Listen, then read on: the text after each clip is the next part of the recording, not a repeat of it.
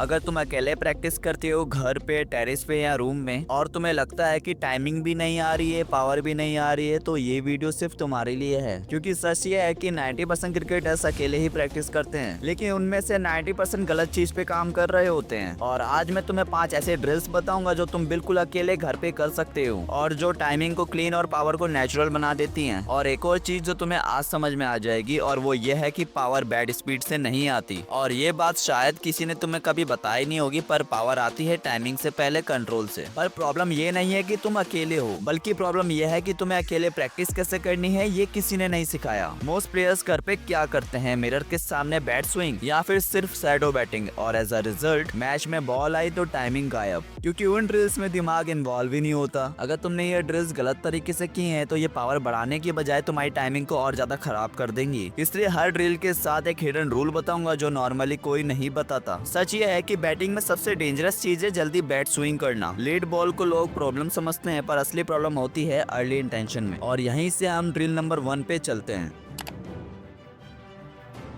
इस ड्रिल में आपको एक हैंगिंग बॉल लेनी है और फिर बैट के स्वीट स्पॉट को देखते हुए स्लो स्विंग करते हुए बॉल को हिट करना है। और 90% प्लेयर्स को तो ये पता ही नहीं होता कि उनके बैट का स्वीट स्पॉट कहाँ है, और जब उन्हें यही नहीं पता तो टाइमिंग कैसे आएगी। और इस ड्रिल को आपको 15 मिनट डेली करना है, ओके। और इस ड्रिल में हिडन रूल्स ये है कि आपको स्विंग स्लो रखना है और बैट को फील करना है, बॉल को नहीं। ये ड्रिल करने से आपके एज कम लगेंगे और शॉट्स क्लीन निकलेंगे।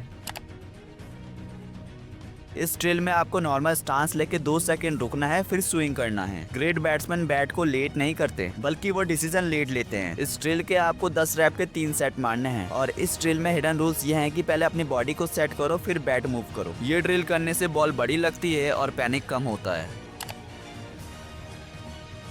इस ड्रिल में आपको बॉटम हैंड से स्लो स्विंग करना है, बैलेंस को मेंटेन करते हुए। पावर का सोर्स डायरेक्टली शोल्डर से नहीं, बल्कि पहले ग्राउंड देन लेग फिर बैट पे ट्रांसफर होता है। इसलिए स्ट्रॉन्ग दिखने वाले प्लेयर्स हमेशा पावर नहीं मार पाते। इस ड्रिल को आपको 10 मिनट डेली करना है। इस ड्रिल में हिडन रूल्स ये है कि no fast swing, just feel the weight shift. इस ड्रिल को करने से सेम एफर्ट से ज्यादा डिस्टेंस तक शॉट जाता है। इस ड्रिल में आपको शैडो बैटिंग करनी है, जिसमें आपको अपने एल्बोज को फ्री रखना है, जिससे बैट नेचुरल आर्क में जाए। अगर बैट नेचुरल कर्व फॉलो नहीं करेगा तो टाइमिंग कभी भी स्मूथ नहीं होगी। और इस ड्रिल को आपको 15 मिनट डेली करना है, ओके। इस ड्रिल में हिडन रूल्स ये है कि आपको अपने शोल्डर्स को लूज रखना है और ग्रिप का प्रेशर मीडियम रखना है। इस ड्रिल को करने से शॉट्स एफर्टलेस लगते हैं और बॉल बाउंड्री पार जाती है।